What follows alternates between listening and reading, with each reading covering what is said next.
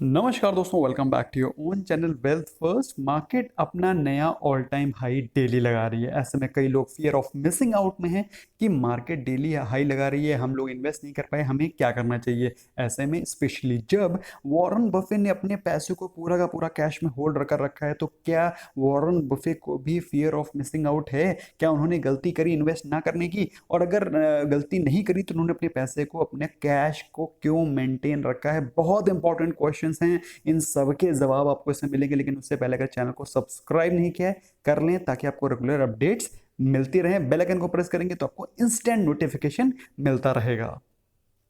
अब मैं आपको बताता हूँ एक काम की बहुत ज़रूरी बात। 2020 में बर्कशायर, जो कि वॉरेन बफे जी की कंपनी है, उन्होंने उसमें कोई भी फ्रेश स्टॉक की परचेज नहीं करी है। Not even a single stock has been bought in 2020। सिर्फ सेलिंग की गई है, only stocks have been sold. आपको जानकर के हैरानी होगी, बट फैक्ट यही है।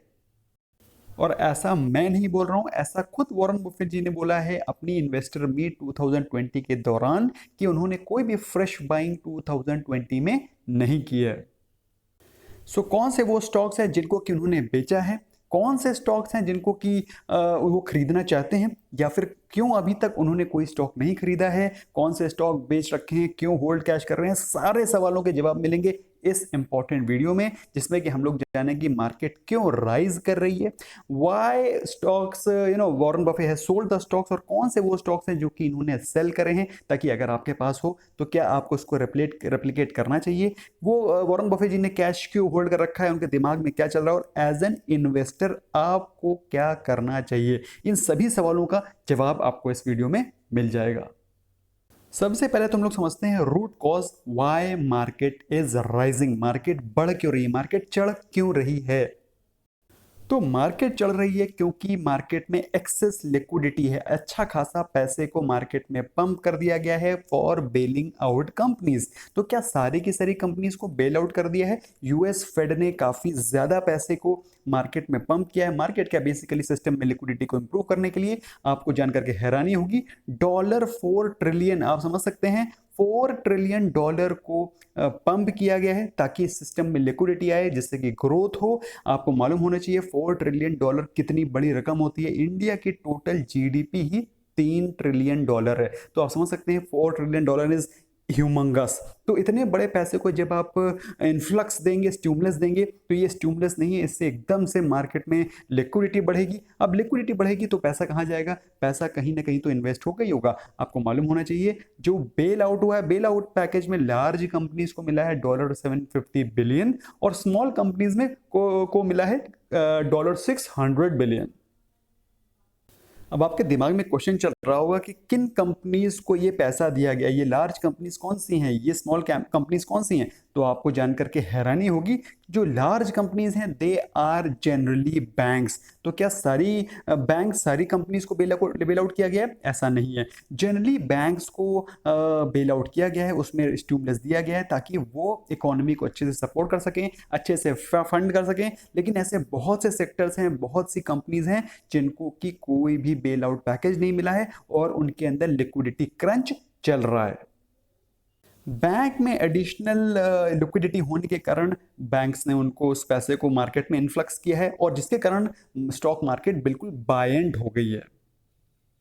अब ये तो आपको मालूम पड़ गया कि मार्केट क्यों ऊपर चल रही है। अब हम लोग चलते हैं वॉरेन बफेट जी के ऊपर कि आखिरकार उन्होंने वो कौन सी कंपनीज हैं जिनको कि उन्होंने सेल आउट किया है। आपको जानकर के हैरानी होगी कि जितने भी एयरलाइन स्टॉक्स हैं उन्होंने उसको सेल आउट कर दिया है, जिसमें कि है डेल्टा एयरलाइंस, जिसमें कि अमेरिकन एयरलाइंस लिमिटेड, जिसको कि बोलते हैं AAL, इसके अलावा साउथ वेस्ट एयरलाइंस और यूनाइटेड एयरलाइंस। तो मतलब वॉरेन बफेट जी की जो बर्कशायर हैथवे है, उसमें से उन्होंने ऑलमोस्ट ऑल एयरलाइंस को पूरी तरह से सेल आउट कर दिया है।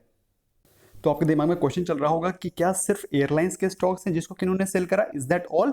ऐसा नहीं है। इसके अलावा उन्होंने बैंकिंग स्टॉक, जिसमें कि गोल्डमैन सैक्स में 80% होल्डिंग को सेल आउट कर दिया है। He is not holding, the only holding which he has is 20% of previous holding. अपने $12 मिलियन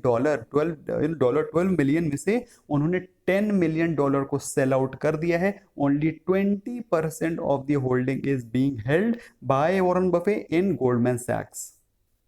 इसके अलावा भी बहुत सारी दिग्गज कंपनीज हैं, आप जान करके नाम हैरान रह जाएंगे। अमेजोन से उन्होंने अपने स्टेक को काटा है। इसके अलावा फिलिप्स 66 जो कि एक एक एनर्जी कंपनी है, जिसके की बेसिकली फ्यूल प्रोड्यूस करती है, और एनर्जी कंपनी है, जिससे कि उन्होंने अपने स्टेक को काटा है। सीरियस एक कंपनी है जो कि एक ब्रॉडकास्ट कंपनी है, रेडियोज और ब्रॉडकास्ट के काम में करती है।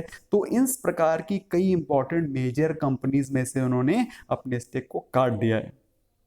तो ये कुछ कंपनीज हैं। इसके अलावा भी बहुत सारी कंपनीज हैं जिससे उन्होंने सेल आउट करके अपनी कैश को मेंटेन रखा है, अपने कैश के रिजर्व्स को बढ़ाया है।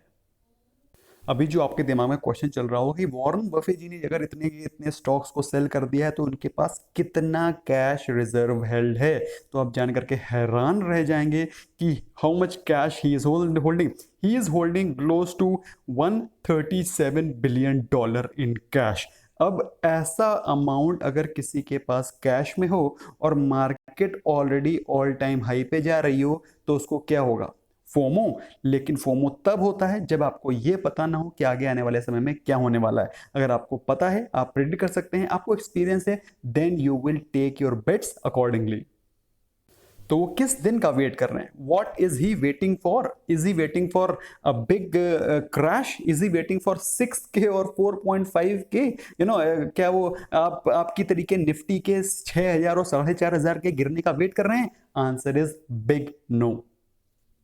सो what is running in his mind? उनके दिमाग में दो तीन बेसिक पॉइंट्स हैं, जैसा कि उन्होंने खुद अपनी इन्वेस्टर मीट में बोला। उन्होंने बोला कि उनको इस समय किसी भी स्टॉक में करंट मार्केट प्राइस पे वैल्यू नजर नहीं आ रही है। Since he is a value buyer, value investing करते हैं, तो अभी फिलहाल जिस हिसाब से मार्केट एकदम से चढ़ गई है उसमें उनको किसी भी स्टॉक में कोई वैल्यू नजर नहीं आ रही है। नंबर 2, उनको ये भी श्योर नहीं है इस समय कि कंज्यूमर की स्पेंडिंग आने वाले पेंडेमिक में क्या होगी, क्या वो बढ़ेगी, घटेगी, किस तरीके से ये इफेक्ट करेगी, क्योंकि इसका कोई भी प्रीवियस डेटा एग्जिस्टिंग नहीं है। इसलिए उन्होंने अपनी कैश को होल्ड करके रखा है।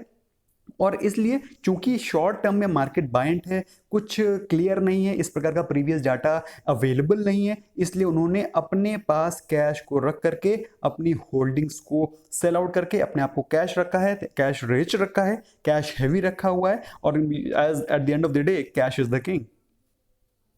लेकिन ये तीन तो मेन रीजन है जो कि मार्केट को पता है। एक रीजन जो सबसे बड़ा है जो कि मार्केट को पता नहीं है, why is he holding cash? The biggest reason why he is holding cash is he is waiting for companies to default. जो अच्छी कंपनीज है जिनको कि बेल आउट पैकेज नहीं मिला है, ही इज वेटिंग कि उनमें से कौन सी ऐसी कंपनी है जिसको कि पैसे का क्रंच महसूस हो और वो अपने सस्ते रेट्स में अच्छे स्टॉक्स को अच्छी वैल्यूएशन पे वॉरेन बफे जी से बेल आउट पैकेज लेने आए, ताकि अच्छी फंडामेंटल की कंपनी सस्ते रेट में बर्कशायर उसको परचेज कर सके, क्योंकि गवर्नमेंट सभी को बेल आउट पैकेज नहीं दे रही है। तो उन कंपनीज को, उन अच्छी कंपनीज को जिनको की पैसे की जरूरत होगी, they will come running to Berkshire and Warren Buffett will give them the cash which they actually require.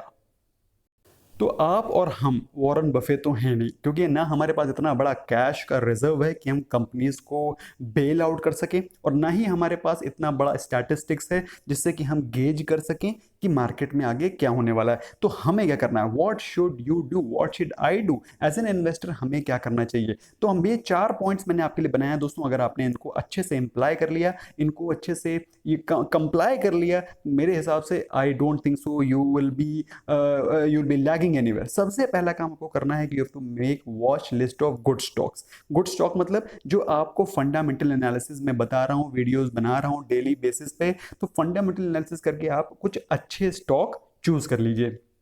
Portfolio में कितने स्टॉक्स होने चाहिए उसका वीडियो मैंने सेपरेट बना करके डाला हुआ, आप जाके देख सकते हैं। तो उनमें से अच्छे स्टॉक्स की वॉच लिस्ट बना लो। और अभी Q1 के रिजल्ट्स आना शुरू हो जाएंगे, तो आपको मैं Q1 के रिजल्ट्स की एनालिसिस भी पोस्ट करूंगा।